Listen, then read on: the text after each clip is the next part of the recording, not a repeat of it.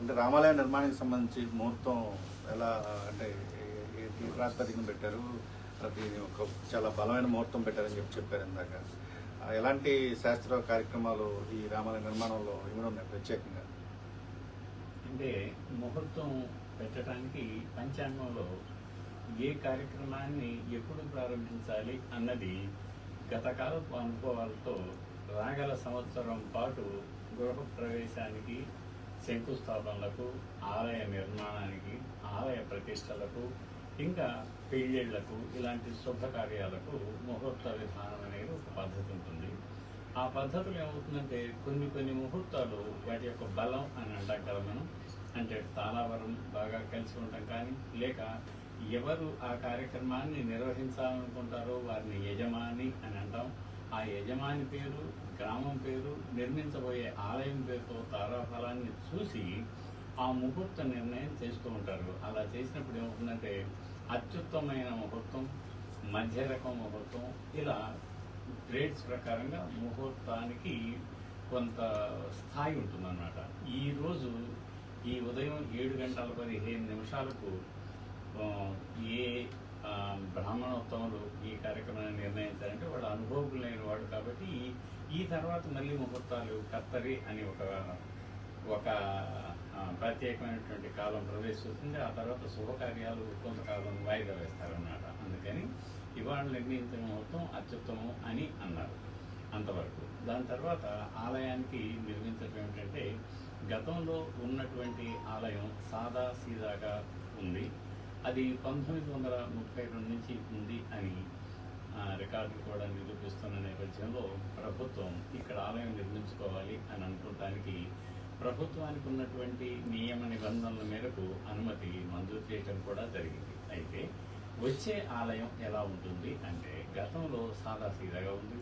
అందులో రాముల వారి విగ్రహాలు ఉన్నాయి. మామూలుగా వాళ్ళు స్థానికులు అందులో పూజలు చేసుకోవటం, శ్రీరామనవమి కానీ లేక అనేక పర్వదినాల్లో కానీ అక్కడికి వెళ్ళి వారికి సంబంధించిన భక్తి భావాలతో కొన్ని కార్యక్రమాలు నిర్వహించుకున్నారు.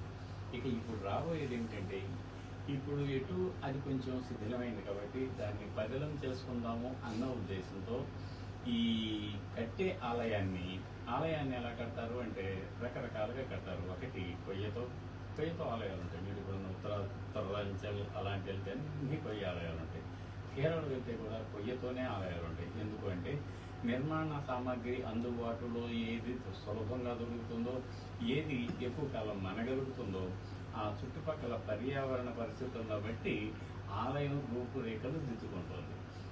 అలాగే ఇక్కడ ఇక నిర్మించేది శాశ్వతంగా ఉండాలి కదా, మళ్ళీ మనం పొద్దాకా చేయలేం కదా అన్న ఉద్దేశంతో మాన్య ఉపసభాపతి వారు ఏమన్నారు అంటే, శాశ్వతంగా ఉండాలి.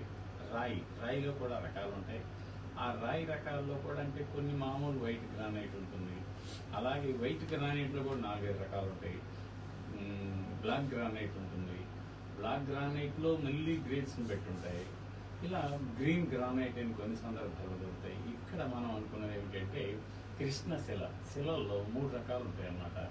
ఈ నపుంసక, స్త్రీ అని 3 రకాల శిలలు ఉంటాయి. వాటిల్లో అత్యుత్తమమైన శిల ఏమిటి అంటే పుంశిల అని శిల్ప ఆగమ శాస్త్రాలు చెప్పాయి. వాటిల్లో మనకు అందుబాటులో సమీపంలో అంటే మరి భీమవరానికి చాలా దూరం, నిజం చెప్పాలంటే దాదాపుగా ఒక 400 కిలోమీటర్లు ఉంటుందన్నమాట. 300 కిలోమీటర్ల పైగా మన ఎక్కడంటే కోటప్పకొండ, మార్టూరు మధ్యలో ఉన్నటువంటి క్వారీల్లో కృష్ణశిల దొరుకుతుంది. ఆ శిలతోనే ఈ యాదగిరిగుట్ట దేవాలయాన్ని కూడా నిర్మించడం జరిగింది. పూర్తిగా అదే శిలతోనే యాదాద్రి నరసింహస్వామి ఆలయ పునర్నిర్మాణాన్ని కూడా చేపట్టడం జరిగింది. దానికి నేను అప్పుడు ఉన్నటువంటి ఎక్స్పర్ట్ కమిటీ మెంబర్లో నేను ఒకనమాట. ఈ మాన్యులు చెప్పినందువల్ల అది కూడా ఇక్కడ ఇదే రాయిని వాడదామన్నారు. ఆ రాయిని పరిశీలించడం కూడా, పరిశీలించడం అంటే రాయిని శిలా సంగ్రహణం అంటాం. రాయిని మేము ఎప్పుడైతే క్వారీ నుంచి సేకరించే ముందు శిలా పరీక్ష, అలాగే ఆలయం నిర్మించే ముందు భూ పరీక్ష అనేటువంటి ఈ సాంకేతిక అంశాలు శిల్పశాస్త్రం చెప్పింది.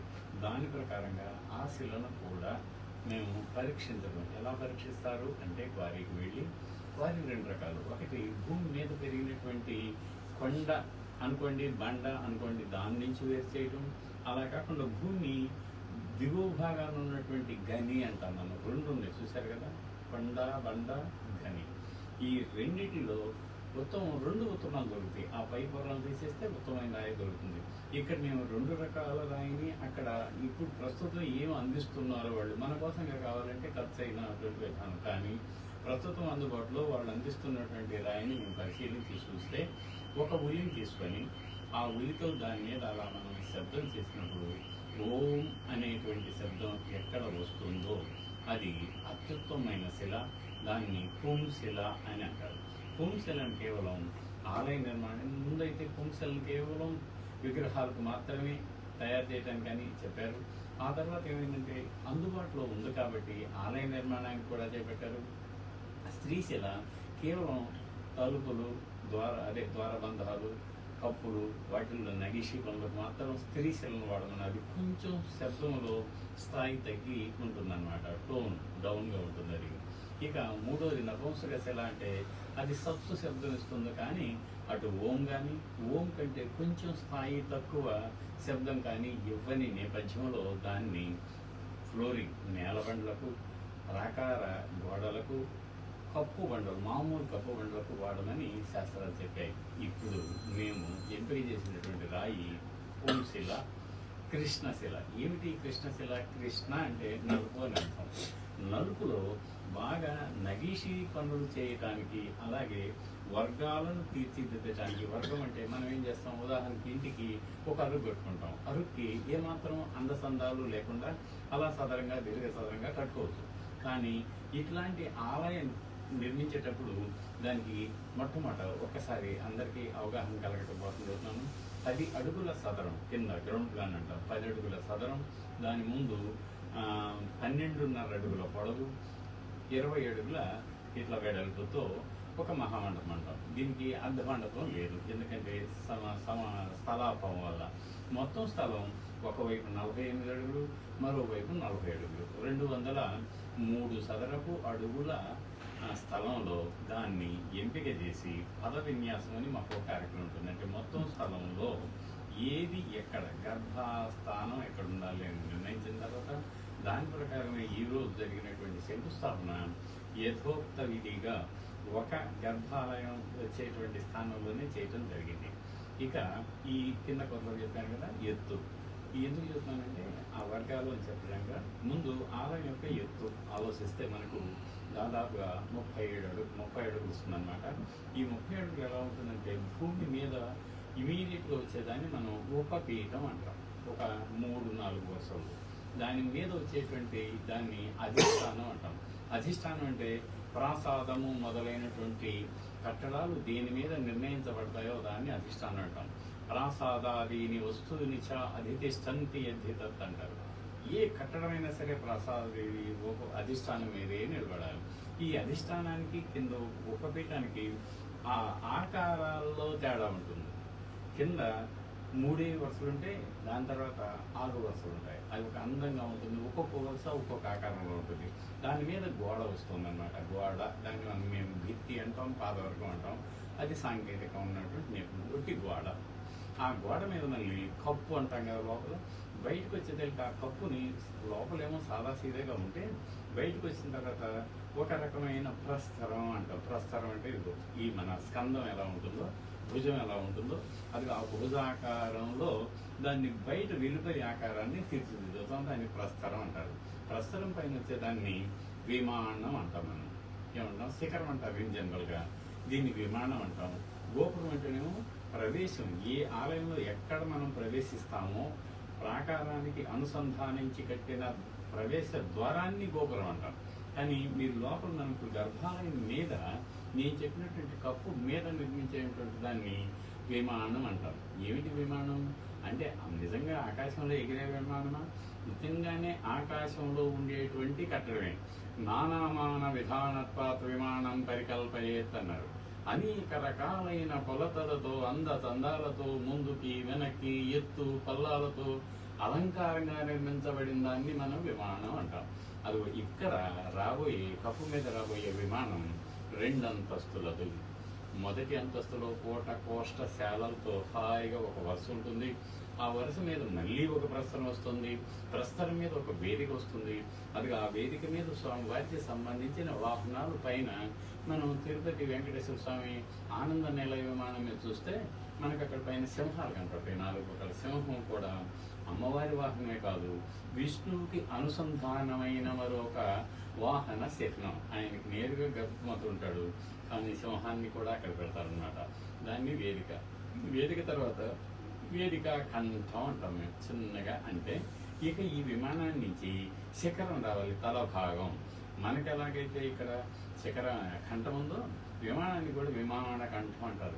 దాని మీద మనకు శిఖరం ఎలా ఉందో ఈ స్కందం పైన దానికంటే ఈ శిఖరం అంటే మన శిరస్సు, దానికి కూడా శిరస్సు లాంటి చక్కటి ఆకారం ఉంటుంటుంది. దాన్ని శిఖరం, ఆ ఒక్కదాన్ని మాత్రమే శిఖరం అంటారు. ఇన్ జనరల్గా అందరూ కూడా శిఖరం అంటారు మొత్తానికి కలిపి. దాని మీద మహాపద్మం వస్తుంది. మహాపద్మం మీద కలశం, దాన్ని స్తూపి అని అంటాం. ఎందుకంటామంటే మన మనిషి ఆకారం చూస్తే దేవో దేవాలయం ప్రోక్త అని ఒక సామెత ఉంది. అంటే మన కింద నుంచి నిలబడితే మనకి ఎలా ఉందో ఈ ఆకారంతోనే మామూలు ఆకారం కూడా ఉంటుంది. పైన శిఖ అంట, మన నెత్తి మీద మనకి శిఖ ఉంటుంది కదా, శిఖ. ఈ శిఖనే కలశంతో పోలుస్తారు. అది అంతటితో ఆలయ నిర్మాణం ఎత్తు వరకు ఉంటుంది. దానికి ముందు మహామండపం ముందు చిన్న బలిపీఠం, దానికి ఆనుకొని ధ్వజస్తంభ పీఠం, ఆ మధ్యలో ధ్వజస్తంభం. ధ్వజస్తంభం ఎందుకు ఉంటుందంటే స్వామివారికి ఏ స్వామివారికి కళ్యాణం చేస్తారో అది అలా కళ్యాణం చేసేటప్పుడు స్వామివారి కళ్యాణ ఉత్సవాన్ని అయిన తర్వాత బ్రహ్మోత్సవం అంటాం మనం. ఈ బ్రహ్మోత్సవ సందర్భంగా స్వామివారు జగత్తు అధికృతుడు కాబట్టి, అధిపతి కాబట్టి ఆ సమయంలో మానవ మాతలు ఎవరు పెళ్లి చేసుకోకూడదు అని ధ్వజ ఆరోహణం చేస్తారు. ఎప్పుడైతే ధ్వజస్తంభం మీద ఆరోహణం అయిందో ఇక ఎవరు చుట్టుపక్కల సమాజంలో ఆ కొద్ది రోజులు పెళ్లిని వాయిదా వేసుకుంటారు. ఎందుకంటే అది మన మానవ మాతృలం, ఆయన దేవుడికి ఇచ్చేటువంటి గౌరవం అనమాట. ముందు వారికి అన్నట్టుగా ప్రోటోకాల్ అని అనుకున్నాం మనం. దానికోసంగా ధ్వజస్తంభం ఉంటుంది. ధ్వజస్తంభానికి కూడా చక్కటి రూపురేఖలతో తీర్చిదిద్దిన అధిష్టానం. దాని తర్వాత నేత్ర పుట్టి అంటారు. అంటే ఏమిటంటే స్వామివారిని మనం దర్శించుకునేటప్పుడు ముందు ధ్వజస్తంభం దగ్గర కూడా మన కంటి చూపు మట్టంలో ముందు ధ్వజానికి దండం పెడతాం, తర్వాత వాహనానికి దండం పెట్టుకుంటాం, ఆ తర్వాత ఆలయంలో ప్రదక్షిణానంతరం ప్రవేశిస్తాం. అది ఇన్ని రకాలైనటువంటి శిల్ప ఆగమ శాస్త్రాల్లో చెప్పిన అంశాలను ఈ ఆలయ నిర్మాణంలో జోడించడం జరిగింది.